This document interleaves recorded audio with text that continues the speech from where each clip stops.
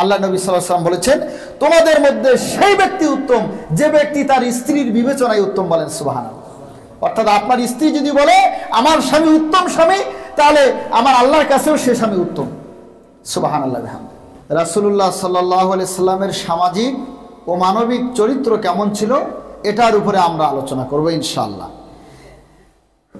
বিশ্বনবীজির সামাজিক এবং মানবিক চরিত্র সম্পর্কে আলোচনা করার গুরুত্ব এবং প্রয়োজনীয়তা রয়েছে, কারণ আল্লাহ পাক রব্বুল আলামিন বলেছেন, লাকাদ কানা লাকুম ফি রাসূলিল্লাহি উসওয়াতুন হাসানা। আল্লাহ পাক বলেছেন মুহাম্মদ রাসূলুল্লাহ সাল্লাল্লাহু আলাইহি ওয়াসাল্লামের জীবনেই রয়েছে আমাদের জন্য সর্বোত্তম আদর্শ। আমরা সামাজিক এবং মানবিক যে একজন মানুষ হিসাবে আমরা নিজেকে গড়ে তুলতে চাই, সামাজিকভাবে যেন আমরা সমাজের শ্রেষ্ঠ মানুষে পরিণত হতে পারি এবং মানবিকভাবে যেন আমরা শ্রেষ্ঠ মানবিক মানুষে রূপান্তরিত হতে পারি, এই জন্য আমরা আজকে এই বিষয়ের উপর আলোচনা করব ইনশাআল্লাহ। সম্মানিত হাজির, আল্লাহর নবী সাল্লাল্লাহু আলাইহি ওয়াসাল্লামের সামাজিক এবং মানবিক চরিত্র সম্পর্কে এই হাদিসটি বর্ণনা করেছেন হযরত আম্মা জান মা আয়েশা সিদ্দিকা রাদিয়াল্লাহু তাআলা আনহা। একটা জিনিস মনে রাখবেন, যখন কোনো স্ত্রী তার স্বামীর ব্যাপারে কোনো গুণকীর্তন করে, কোনো গুণগান গায়, স্বামীর ব্যাপারে যদি ভালো কিছু বর্ণনা করে কোনো স্ত্রী, তাহলে স্ত্রীর এই বর্ণনার মধ্যে কোনো ত্রুটি থাকতে পারে না। পারে কি? কারণ আপনি কেমন মানুষ এটা আপনার পিতামাতার পক্ষে উপলব্ধি করা অনেক কঠিন। আপনি কেমন মানুষ আপনার বন্ধুর পক্ষে এটা বর্ণনা করা অনেক কঠিন। আপনি কেমন মানুষ আপনার ভাইয়ের পক্ষে এটা বর্ণনা করা অনেক কঠিন। কিন্তু আপনি মানুষ হিসেবে কেমন, আপনার ব্যবহার কেমন, আপনার চরিত্র কেমন, আপনার নৈতিকতা কেমন, আপনার উদারতা কেমন, আপনার সংকীর্ণতা কেমন, এগুলোর বিষয়ে আপনার স্ত্রীর বর্ণনা দেওয়া, এগুলোর ব্যাপারে আপনার স্ত্রী যে তত্ত্বটা দিবে এটা সঠিক হওয়ার সম্ভাবনা সবচেয়ে বেশি, ঠিক কিনা? সম্মানিত উপস্থিতি, আল্লাহ নবী সাল্লাল্লাহু আলাইহি সাল্লাম তার সামাজিক ক্ষেত্রে বিশ্বনবীজির বৈশিষ্ট্য কেমন ছিল, চরিত্র কেমন ছিল এবং মানবিক দৃষ্টিতে বিশ্বনবী সাল্লাল্লাহু আলাইহি সাল্লাম কেমন ছিলেন, মা আয়েশা সিদ্দিকা রাদিয়াল্লাহু তাআলা আনহা তিনি হাদিসের মধ্যে এটা বর্ণনা করেছেন। বলেন সুবহানাল্লাহ। তাহলে মা আয়েশা সিদ্দিকা রাদিয়াল্লাহু তাআলা আনহা যেটা বর্ণনা করেছেন তার স্বামী সম্পর্কে, এটা অবশ্যই চূড়ান্ত সত্য, এতে কোনো সন্দেহ নেই। সম্মানিত হাজির, আল্লাহ নবী সাল্লাল্লাহু আলাইহি ওয়াসাল্লাম যখন তার উপরে ওহী নাজিল হলো, কি নাজিল হলো? ওহী নাজিল হয় হেরা গুহায়। আল্লাহ নবী সাল্লাল্লাহু আলাইহি সাল্লাম নবুয়ত পাওয়ার আগে প্রায় 5টা বছর, 35 থেকে 40 বছর, 40 বছরে তিনি নবুয়ত প্রাপ্ত হন। তার উপরে ওহী অবতীর্ণ হয়। তার পূর্ব পর্যন্ত আল্লাহ নবী সাল্লাল্লাহু আলাইহি সাল্লাম হেরা গুহায় মগ্ন থাকতেন, তিনি ধ্যান করতেন।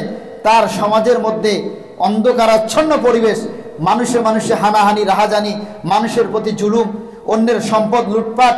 সেই মক্কায় গিয়ে বহিরাগত ব্যবসায়ীরা তাদের সম্পদ নিয়ে গিয়ে সেখানে শান্তিতে ব্যবসা পর্যন্ত করতে পারতো না। আল্লাহ নবী সাল্লাল্লাহু আলাইহি সাল্লাম এই দৃশ্য যখন দেখলেন, আল্লাহ নবী সাল্লাল্লাহু আলাইহি সাল্লাম তখন ধ্যানমগ্ন হওয়া শুরু করলেন। অর্থাৎ আল্লাহ পাক রব্বুল আলামিন তাকে যে নবুয়ত দিবেন, তার প্রতি যে ওহী অবতীর্ণ করবেন, আল্লাহ নবী সাল্লাল্লাহু আলাইহি সাল্লামের মধ্যে এরকম একটা আকাঙ্ক্ষা তৈরি হলো এবং তিনিও চিন্তা করতে লাগলেন এই জমিনে এত অশান্তি, এখানে কিভাবে শান্তি প্রতিষ্ঠিত করা যায়। আল্লাহ নবী সাল্লাল্লাহু আলাইহি সাল্লামের প্রতি যখন ওহী অবতীর্ণ হলো, ওহী অবতীর্ণ হওয়ার সময় আল্লাহর নবী সাল্লাল্লাহু আলাইহি সাল্লাম জিবরাইল আলাইহিস সালামকে বিশাল আকৃতিতে দেখতে পেলেন এবং ওহী প্রথম যখন ওহী তার প্রতি নাজিল হয়, তার শারীরিকভাবে অনেকটা কষ্ট হয়। তার শারীরিকভাবে কি হয়? অনেকটা কষ্ট হয়।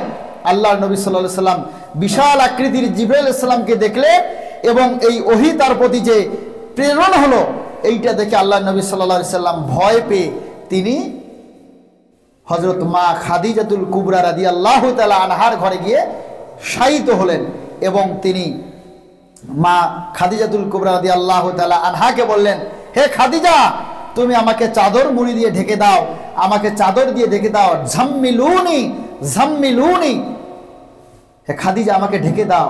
তিনি ভয়ে কাঁপতেছিলেন, তার শরীরটা কাঁপতেছিল।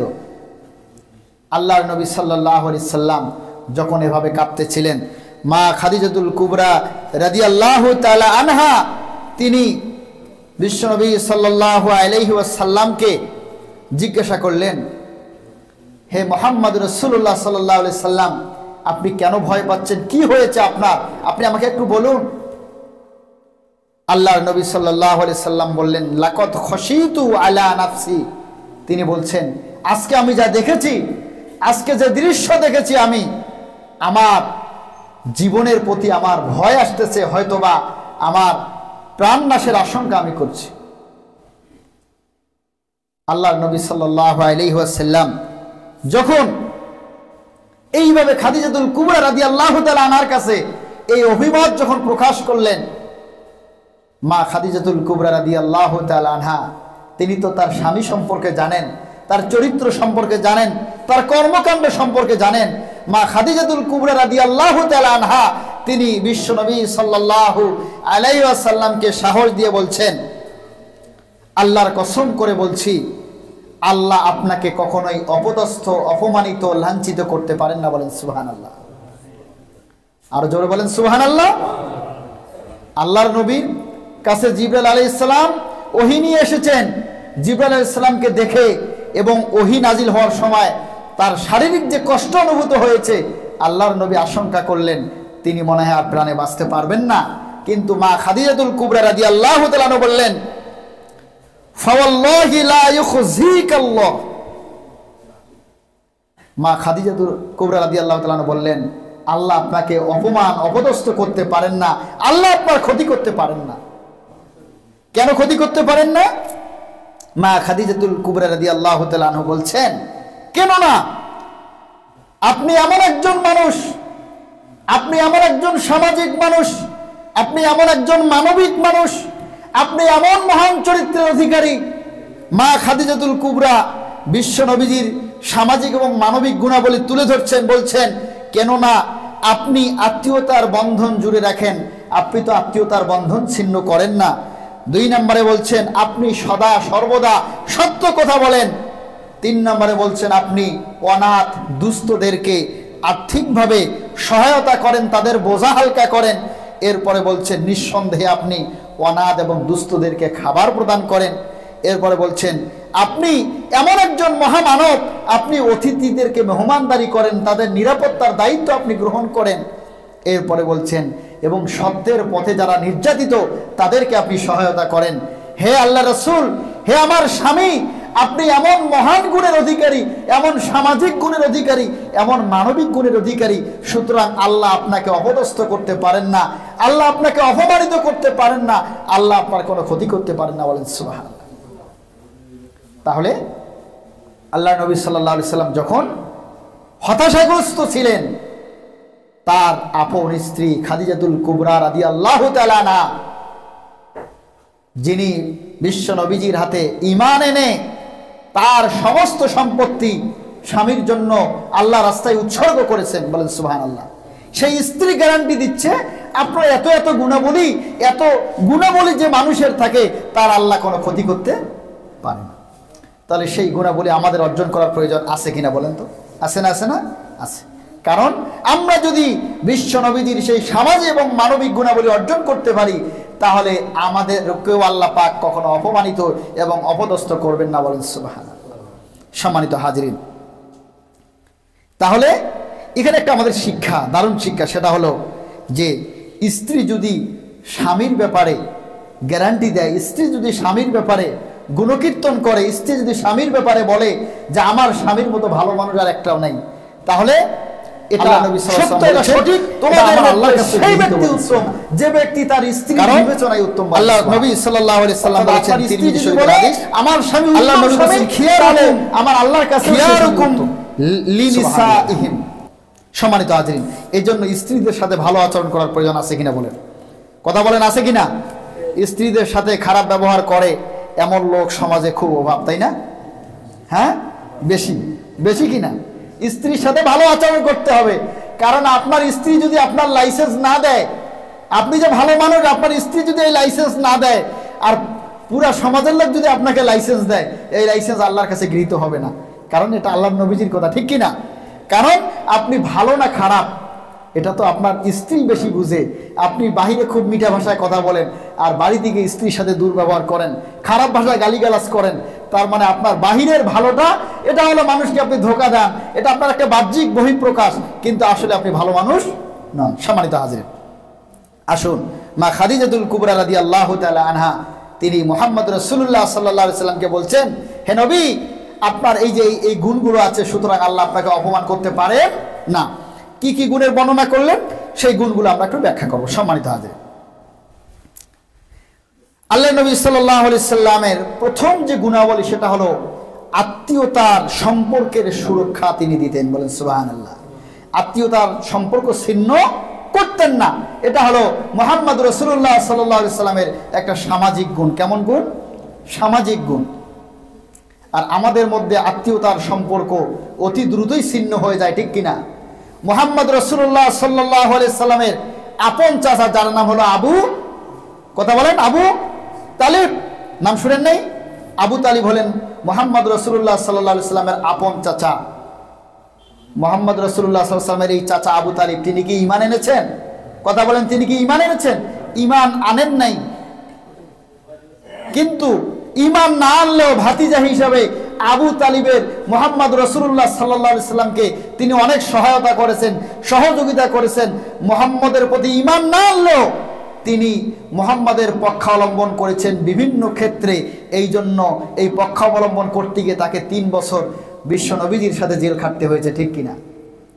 আর বিশ্বনবী মুহাম্মদ রাসূলুল্লাহ সাল্লাল্লাহু আলাইহি সাল্লাম তিনি এমন একজন সামাজিক মানুষ ছিলেন, চাচা ঈমান আনে নাই, তারপরও সেই চাচার ঐরস্যে লালিত পালিত হওয়ার কারণে মুহাম্মদ রাসূলুল্লাহ সাল্লাল্লাহু আলাইহি সাল্লাম আবি তালিবের সংসারের অসচ্ছলতা, দরিদ্রতা দূরীভূত করার জন্য আমাদের বিশ্বনবী সাল্লাল্লাহু আলাইহি সাল্লাম সামান্য কিছু পয়সার বিনিময়ে বকরি চড়িয়েছেন আবু তালিবের সংসারের অর্থনৈতিক দুর্দশা দূর করার জন্য। বলেন সুবহানাল্লাহ।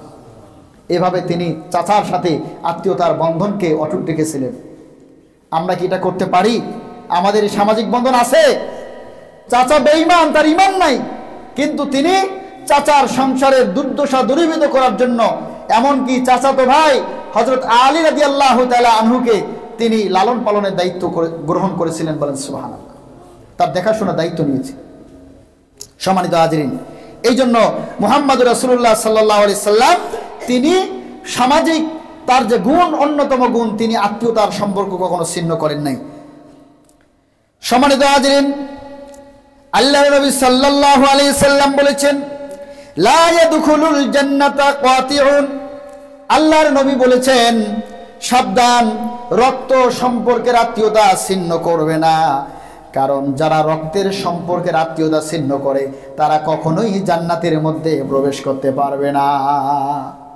যারা রক্তের সম্পর্কের বন্ধনকে ছিন্ন করে, আমাদের সমাজে বোনের সাথে সম্পর্ক ছিন্ন, ফুফুর সাথে কোনো সম্পর্ক নাই, এমন দৃশ্য সবচেয়ে বেশি, ঠিক কিনা?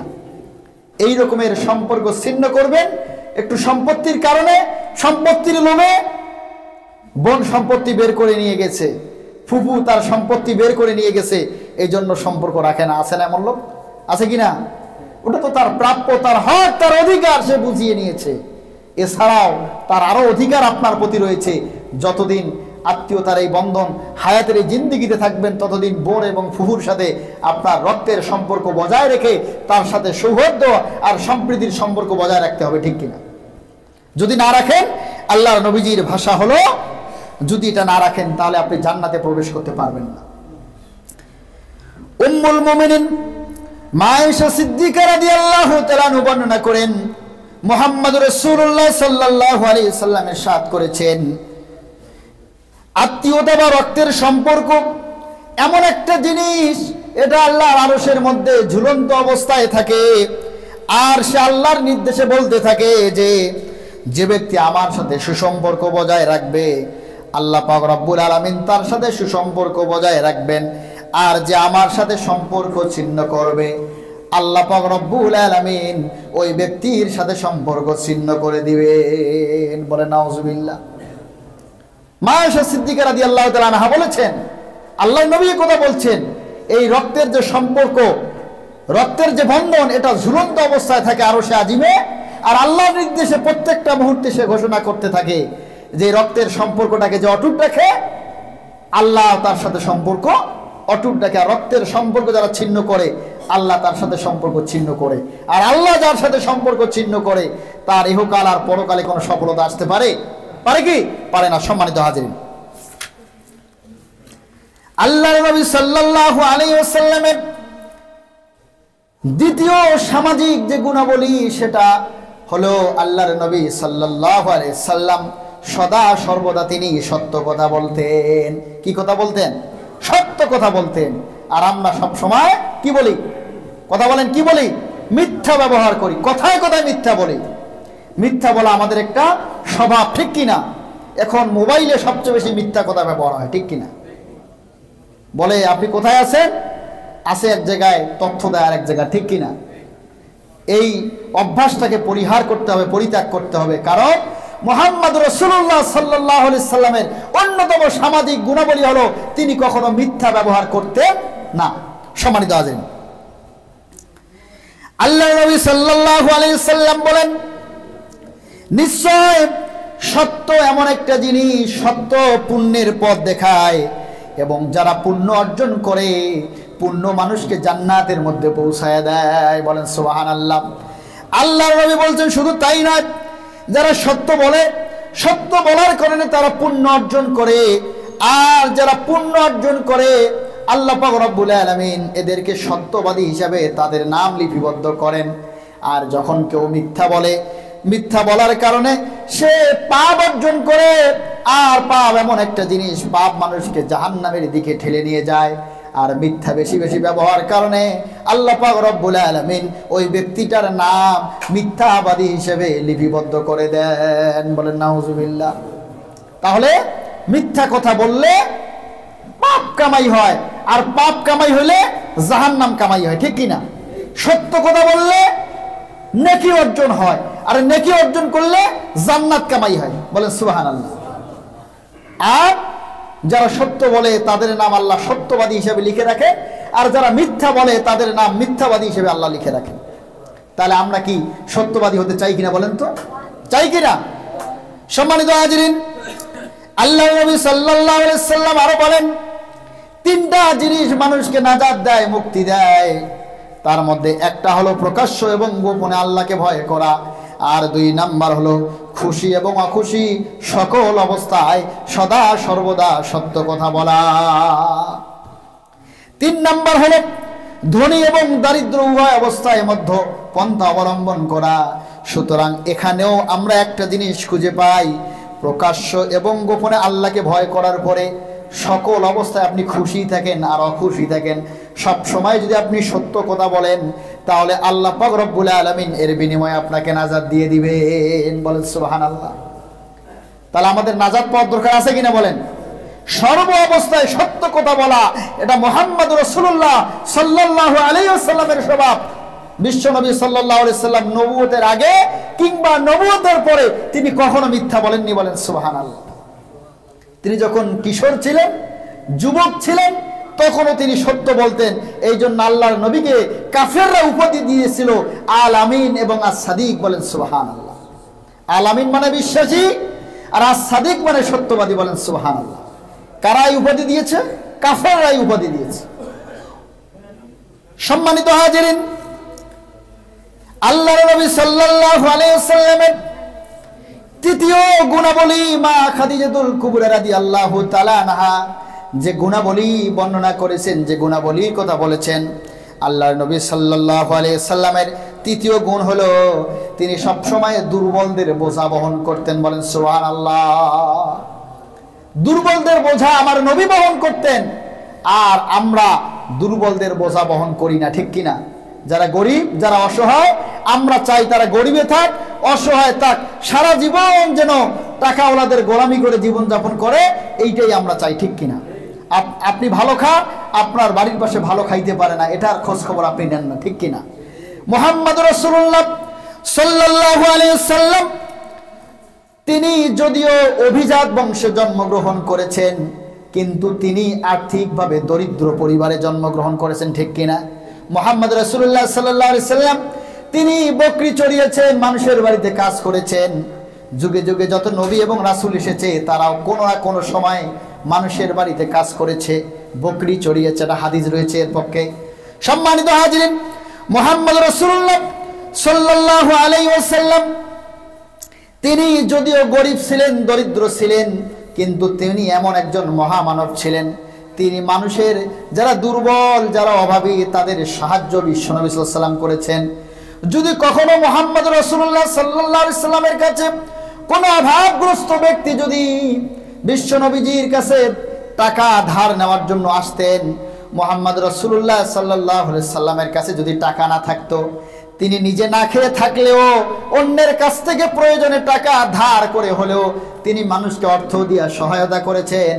তিনি ধার করে নিয়ে হলেও মানুষকে ধার দিয়েছেন, ধার করে নিয়ে হলেও মানুষকে দান করেছেন। নিজের বাড়িতে যদি খাদ্যের অভাব থাকতো, না খেয়ে থাকতো, তবু যদি কোনো মানুষ না খেয়ে থাকতো, মুহাম্মদ রাসূলুল্লাহ সাল্লাল্লাহু আলাইহি ওয়াসাল্লাম অন্যের কাছে ঋণ করে হলেও তিনি মানুষের খাদ্যের ব্যবস্থা করেছেন। বলেন সুবহানাল্লাহ। এভাবে মুহাম্মদ রাসূলুল্লাহ সাল্লাল্লাহু আলাইহি সাল্লাম দুর্বলদের বোঝা তিনি বহন করেছেন। বলেন আল্লাহু আকবার। কিন্তু আমরা নিজেরা ভালো খাই, নিজেরা ভালো পোশাক পরি, আমার বাড়ির পাশে সে ভালো খাচ্ছে কিনা, আমার বাড়িতে প্রত্যেক সন্ধ্যায় মাছ আর মাংস রকমারি ফ্যাশনের খাদ্য, কিন্তু আমার বাড়ির পাশে দরিদ্র অসহায়, তারও বাড়িতে বাচ্চা আছে, তারাও ভালো খাওয়ার জন্য আফসোস করে, ভালো খাইতে পারে না, সে বিষয়ে আপনি খোঁজ খবর নেন না। অভাবগ্রস্ত আছে, রোগাগ্রস্ত আছে, চিকিৎসা করতে পারে না, সে বিষয়ে আপনি দায়িত্বভার গ্রহণ করেন না, তাহলে আপনি বিশ্ব নবী সাল্লাল্লাহু আলাইহি সাল্লামের সে আদর্শকে আপনি লালন করেন না, ঠিক কিনা? কারণ আমার নবীজির অন্যতম বৈশিষ্ট্য হলো তিনি দুর্বলদেরকে দুর্বলদের বোঝা তিনি বহন করতেন। বলেন সুবহানাল্লাহ। সম্মানিত হাজিরিন, আল্লাহর নবী সাল্লাল্লাহু আলাইহি সাল্লাম বলেছেন, অধীনস্থদের সাথে দুর্ব্যবহারকারীরা জান্নাতে প্রবেশ করতে পারবে না।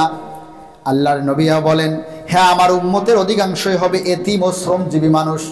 অতএব তোমরা এতিম এবং শ্রমিকদের সাথে তোমাদের সন্তানদের মতো আচরণ করবে, তোমরা যা খাও তাদেরও তা থেকে খাওয়াবে। আল্লাহর নবী বলেন, যে শ্রমিক তোমার কাজ করে সে যদি নামাজ পড়ে তাহলে সে অবশ্যই তোমার ভাই। বলেন সুবহানাল্লাহ। কত সুন্দর কথা আল্লাহর নবী বলেছেন। দেখেন আমাদেরকে কত সুন্দর শিক্ষা দিয়েছেন। আমাদের নবীজির বৈশিষ্ট্য তো এমন ছিল, আমরা নবীজির উম্মত বলে নিজেকে দাবি করি, নবীজির সুন্নতকে লালন করি, মোটামুটি নবীজির অনেক কিছুই আমরা মানি, কিন্তু এই হাদিসটা ব্যাখ্যা করে দেখবেন অনেকেই বিশ্ব নবীজির এই হাদিসকে আমরা মানি না, ঠিক কিনা? আল্লাহর নবী কি বলছেন? আপনার অধীনে যারা কাজ করে, আপনার বাড়িতে দিনমজুর হিসেবে, আপনার বোঝা হিসেবে, বা আপনার পাথরের সাইডে কাজ করে, যেখানে আপনার শ্রমিক হিসেবে যারা শ্রম দেয়, তাদের সাথে কখনো দুর্ব্যবহার করা যাবে? আপনি যদি দুর্ব্যবহার করেন, আল্লাহর নবী বলছেন আপনি জান্নাতে প্রবেশ করতে পারবেন। আপনি নামাজি হন, রোজাওয়ালা হন, দাড়িওয়ালা হন, টুপিওয়ালা হন, পাগড়িওয়ালা হন, পাঞ্জাবিওয়ালা হন, আপনার অধীনস্থ সাথে আপনার খারাপ ব্যবহার করা যাবে? সম্মানিত হাজিরিন, শুধু তাই না, আল্লাহর নবী বলছেন যেহেতু আমার উম্মতের মধ্যে অধিকাংশ হবে গরিব এবং শ্রমজীবী, সুতরাং তাদের সাথে তোমাদের ভালো ব্যবহার করতে হবে। শুধু তাই নয়, তোমরা যা খাবে তাদেরকেও তাই খাওয়াতে হবে। অনেক বাড়িতে আছে লোক যখন কাজ করে, কাজের লোকের জন্য রান্না হয় একরকম, আর বাড়ির যারা মালিক তাদের জন্য রান্না হয় আরেক রকম। আছে কিনা বলেন? কাজের লোককে আলাদা খাওয়ায়, কারণ তারা তো ভালো খাবে। কাজের লোকের সামনে যদি ভালো খায় আর তাদেরকে খারাপ খাওয়ায়, তারা কষ্ট পাবে। এইখানে মহব্বত করে, ঠিক কিনা? কিন্তু এটা হলো ধোঁকা দেওয়ার মহব্বত, ঠিক কিনা? আল্লাহর নবী বলছেন তোমরা যা খাবে তোমার শ্রমিকদেরকেও তুমি তাই খাওয়াবে, এটা তোমার দায়িত্ব, এটা আল্লাহর নবীর নির্দেশ। সম্মানিত হাজিরিন, আল্লাহর নবীও বলছেন যে শ্রমিক তোমার কাজ করে সে যদি নামাজি হয়, অর্থাৎ ইমানদার হয়, সে যদি মুসলমান হয়, তাহলে তাকে তুমি ভাই মনে করবে, সে তোমার ভাই। বলেন সুবহানাল্লাহ। অর্থাৎ আপনার ভাইয়ের জন্য আপনি যে খাদ্য ভালোবাসেন, আপনার ভাইয়ের জন্য আপনি যেমন ব্যবহার, যেমন আচরণকে পছন্দ করেন, আপনার অধীনস্থ শ্রমিকদেরকেও আপনার সেভাবেই ব্যবহার করতে হবে, সে আচরণ করতে হবে, ঠিক কিনা? সম্মানিত হাজিরিন, মা খাদিজাতুল কুবরা রাদিয়াল্লাহু তাআলা আনহা আল্লাহর নবীকে বলছেন, হে নবী, আল্লাহ আপনাকে অপমান করতে পারে না, অপদস্থ করতে পারে না, আপনার ক্ষতি করতে পারে না, কারণ আপনার এত সুন্দর ব্যবহার। মা খাদিজাতুল কুবরা রাদিয়াল্লাহু তাআলা আনহা এরপরে বলছেন, আপনি সবসময় নিঃস্ব মানুষদেরকে খাওয়ানোর দায়িত্ব গ্রহণ করেন, সুতরাং আল্লাহ আপনাকে অপমানিত করতে পারে না। আল্লাহ নবী সাল্লাল্লাহু আলাইহি সাল্লাম সারাটা জীবন তিনি অভাবীদের খাওয়ানোর দায়িত্ব গ্রহণ করেছেন, তিনি অভাবীদের সেবা যত্ন করার দায়িত্বভার গ্রহণ করেছেন। হাদিসে কুদসির মধ্যে এসেছে, আল্লাহ পাক রব্বুল আলামিন কিয়ামতের দিন বলবেন, হে মানুষ, আমি তোমার কাছে দুনিয়ার মধ্যে খাদ্য চেয়েছিলাম, আমি খাদ্যের অভাবে আমি মানবেতর জীবন যাপন করেছি, তোমার কাছে খাদ্য চেয়েছিলাম, তুমি দুনিয়াতে আমাকে খাদ্য দাও নাই, সুতরাং আজকে তোমাকে ক্ষমা করা হবে না। তখন মানুষ বলবে, ইয়া রাব্বুল আলামিন, আপনি তো হলেন আসমান এবং জমিনের মালিক, আপনি হলেন আমাদের সৃষ্টিকর্তা, আপনার অভাব আপনি খাইতে পারেন না, এটা কেমন কথা? ইয়া রাব্বুল আলামিন, এটা সম্পূর্ণ আমাদের কাছে অন্যরকম কথা মনে হচ্ছে, এটা তো হতে পারে না। আল্লাহ পাক রব্বুল আলামিন তখন বলবেন, ও বান্দা, দুনিয়ায় তোমার টাকা ছিল, পয়সা ছিল, তোমার ভালো খাদ্যের ব্যবস্থা ছিল, তোমার কাছে গরিব অসহায় মানুষগুলো গিয়ে খাদ্য চেয়েছে, কিন্তু তুমি সেই দিন তাদেরকে খাওয়াও নাই, তাদেরকে তাড়িয়ে দিয়েছো, ভালো খাইতে দাও নাই। ও আমার বান্দা, দুনিয়ার জমিনে যদি তুমি তাদেরকে ভালো খাওয়ানোর ব্যবস্থা করে দিতা, তাদের সাহায্যের চাওয়ার ক্ষেত্রে তুমি তাদেরকে যদি সাহায্যকারীর ভূমিকা পালন করতা তাদের ক্ষেত্রে, তাহলে তাদেরকে সাহায্য করার মাধ্যমে তুমি আমি আল্লাহকে সাহায্য করতে। বলেন সুবহানাল্লাহ। সুতরাং আল্লাহর নবী সাল্লাল্লাহু আলাইহি সাল্লাম সেই কাজ দুনিয়ায় করে গেছেন, নিজে না খেয়ে অন্যকে খাওয়াইছেন, সুতরাং আপনার আমার সেই দায়িত্ব পালন করার প্রয়োজন আছে কিনা? বলেন, আছে কিনা? পারবেন তো কেস করতে? পারবেন তো ইনশাআল্লাহ? সম্মানিত হাজিরিন, আল্লাহ নবী সাল্লাল্লাহু আলাইহি সাল্লাম আরো বলেছেন, লাইসাল মুমিনুল্লাযী ইয়াশবাউ ওয়া জারুহু জাইউন ইলা জানবিহি। আল্লাহর নবী সাল্লাল্লাহু আলাইহি সাল্লাম বলেছেন, ওই ব্যক্তি মুমিন নয় যে উদর পূর্তি করে খায়, অর্থাৎ যাই মন চায় যেভাবে মন চায় সেভাবে খায়, পেট ভর্তি করে খায়, অথচ তার প্রতিবেশী অনাহারে থাকে। আল্লাহর নবী বলছেন, প্রতিবেশী অনাহারে থাকে আর নিজে বেশি বেশি খায়, এমন ব্যক্তি কখনো মুমিন হতে পারে না। কার কথা? আল্লাহর নবীজির কথা। আল্লাহর নবী বলছেন, তুমি পেট ভরে খাও, তোমার বাড়ির পাশে মানুষ ভালো খাইতে পারে না, না খেয়ে থাকে, তুমি মুমিন নও। আপনি নামাজ পড়েন, সমস্যা নাই, টুপি মাথায় দেন, সমস্যা নাই, পাগুড়ি পরেন, সমস্যা নাই, পাঞ্জাবি পরেন, জুব্বা পরেন, কোনো অসুবিধা নাই। আল্লাহর নবী বলছেন, আপনি ভালো খাবেন, আপনার প্রতিবেশীর খোঁজ খবর রাখবেন না, আল্লাহর নবী বলছেন আপনি মুমিন নন। আপনার এই কাজগুলো এগুলো সব বৃথা হয়ে যাবে, আমলগুলো সব কি হবে? বৃথা হয়ে যাবে। সম্মানিত হাজিরিন, আল্লাহর নবী সাল্লাল্লাহু আলাইহি সাল্লামের পঞ্চম গুণ মা খাদিজাতুল কুবরা রাদিয়াল্লাহু তাআলা আনহা বলছেন, ওই যে হেরা গুহায় বিশ্ব নবীজির পথে যখন ওহী অবতীর্ণ হলো, আল্লাহর নবী যখন ভীত সন্তুষ্ট হয়ে গেলেন, তিনি যখন মা খাদিজাতুল কুবরার কাছে বললেন, ও খাদিজা, আর মনে হয় আমার জীবন বাঁচবে না, আমি প্রাণ ভয় আমি কাঁপতেছি। মা খাদিজাতুল কুবরা রাদিয়াল্লাহু তাআলা আনহা তখন বলছেন, হে নবী, আপনার মতো এত ভালো মানুষ, আপনার মধ্যে এত সামাজিক গুণাবলী, মানবিক গুণাবলী রয়েছে, সুতরাং আল্লাহ পাক আপনাকে অপমানিত করতে পারেন না। মা খাদিজাতুল কুবরা তার মধ্যে আরেকটা বৈশিষ্ট্যের কথা বলছেন, হে নবী, আপনি হলেন অতিথিদের মেহমানদারি পরায়ণ, আপনি অতিথি দেখলে আপ্যায়ন করেন, অতিথিদেরকে ভালোবাসেন, তাদের নিরাপত্তার দায়িত্ব আপনি গ্রহণ করেন, সুতরাং আল্লাহ আপনাকে অপমানিত করতে পারে না। বলেন সুবহানাল্লাহ। এখন আমার নবী অতিথি পরায়ণ ছিলেন। কি ছিলেন? অতিথি পরায়ণ ছিলেন। অতিথি পরায়ণ কেমন? আল্লাহ নবী সাল্লাল্লাহু আলাইহি সাল্লাম যুবক বয়সে যখন হিলফুল ফুজুল নামে একটা সংগঠন করেছিলেন কিনা, বলেন তো, করেছিলেন কিনা? এই হিলফুল ফুজুল সংগঠনের কর্মসূচি ছিল 5 দফা কর্মসূচি। কয় দফা? কথা বলেন। 5 দফা কর্মসূচি ছিল। তার মধ্যে দেশ থেকে অশান্তি দূর করা, 2 নাম্বার হলো বিদেশি মেহমানদের জানমাল রক্ষা করা, 3 নাম্বার হলো গরিব দুঃখীকে সাহায্য করা, 4 নাম্বার দুর্বলদেরকে জালিমদের জুলুম থেকে হেফাজত করা, আর 5 নাম্বার হলো বিভিন্ন গোত্রের মধ্যে সম্প্রীতি স্থাপন করা। 5 নাম্বার যে বৈশিষ্ট্য মা খাদিজাতুল কুবরা রাদিয়াল্লাহু তাআলা আনহা বর্ণনা করেছেন, অতিথিদের মেহমানদারি করা, অর্থাৎ মক্কার সেই যুগে যদি কোনো আগত ব্যবসায়ী অন্য জায়গা থেকে মক্কায় যারা ব্যবসা করার জন্য আসতো, মক্কার কাফেররা এত খারাপ ছিল, এত নিকৃষ্ট মানসিকতার ছিল, দূর থেকে আগত ব্যবসায়ীদের তাদের মালামাল এরা লুটপাট করে নিত। কি করত? মালামাল লুটপাট করে নিত। সেখানে নানান ধরনের অনিয়ম ছিল। এই জন্য আল্লাহ নবী সাল্লাল্লাহু আলাইহি ওয়াসাল্লাম হিলফুল ফুজুল এই সংগঠন প্রতিষ্ঠিত করেছিলেন এই জিনিসগুলোকে দূরীভূত করার জন্য। এবং অতিথি যারা আসবে বাহিরের থেকে, মূল ভূমিকা মা খাদিজাতুল কুবরা যেটা বলছেন, হে নবী আপনি তো অতিথিদেরকে আপ্যায়ন করতেন, তাদের জানমালের নিরাপত্তা আপনি দিতেন, সুতরাং আমার আল্লাহ আপনার জানমালের নিরাপত্তা দিবেন। বলে সুবহানাল্লাহ। আল্লাহ নবী সাল্লাল্লাহু আলাইহি ওয়াসাল্লাম হিলফুল ফুজুল সংগঠন কায়েম করে এই সংগঠনের মাধ্যমে অতিথি যত ব্যবসায়ী আসতো, যত কাফেলা আসতো, তাদেরকে আপ্যায়ন করাতেন এবং তাদের জানমাল যেন লুটপাট না হয় এই দায়িত্বভার আল্লাহ নবী পালন করেছে। সুতরাং আল্লাহর নবীজির এত সুন্দর বৈশিষ্ট্য, মা খাদিজা আল্লাহর নবীকে বলছে, সুতরাং আপনার মতো এত ভালো মানুষকে আল্লাহ কোনো অপমানিত করতে পারেন না, কোনো ক্ষতিও করতে পারেন না। সুতরাং আল্লাহ নবী সাল্লাল্লাহু আলাইহি সাল্লামের সেই আদর্শ এবং বৈশিষ্ট্য, সেই চরিত্র যদি আমরা গ্রহণ করি, তাহলে আল্লাহ পাক আমাদেরকেও দুনিয়া এবং পরকালে অপমানিত অপদস্থ করতে পারেন না। ঠিক কিনা? আমরা অতিথিদেরকে সবসময় কি করব? মেহমানদারি করব, তাদের নিরাপত্তার ব্যবস্থা করব। আর আমাদের বৈশিষ্ট্য হলো, বিশেষ করে যুবকদের বৈশিষ্ট্য হলো এমন, বাইরের থেকে কোনো লোক আসলে এলাকার পাওয়ার আমরা দেখাই কিনা? বলেন, দেখাই কিনা? বলে বেটা তুই কোথায় আসছিস জানিস? হ্যাঁ বলে কিনা? পাওয়ার দেখায়, এলাকার পাওয়ার। ওই যেমন এক এলাকার কুকুর আরেক এলাকায় গেলে, ওই এলাকার কুকুরটা যদি দুর্বল হয়, তার যদি ঠ্যাং ল্যাংড়াও হয়, তার পাওয়ার বেশি থাকে কিনা? পাওয়ার দেখায়। মানে ওই এলাকায় ঢুকছে কেন, এই পাওয়ার, সে পাওয়ার দেখায় যে আমার এলাকায় তুই আসছিস কেন, এইখানে থাকা যাবে না। এই কুত্তার মতো আচরণ আমাদের হওয়া যাবে। বিশ্ব নবীজির আদর্শে আমাদেরকে আদর্শিত হতে হবে, সেই চরিত্র আমাদেরকে লালন করতে হবে।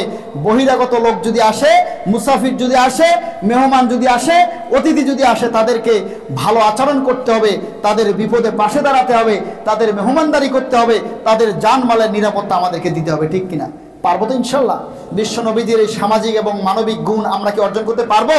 যদি আমরা এগুলো অর্জন করতে পারি, তাহলে আল্লাহ পাক ইহকাল এবং পরকাল উভয় জগতে আমাদেরকে সম্মানিত করবেন। যেভাবে আল্লাহ পাক বিশ্ব নবীজিকে ইহকালীন জীবনে সম্মানিত করেছেন এবং পরকালীন জীবনে তাকে যেভাবে সম্মানিত করবেন, আমাদেরকেও আল্লাহ পাক যেন বিশ্ব নবীজির উম্মত হিসেবে আমাদেরকেও যেন পূর্ণ ঈমানদার হিসেবে আল্লাহ পাক সম্মানিত করেন। সকলে বলে আল্লাহুম্মা আমিন।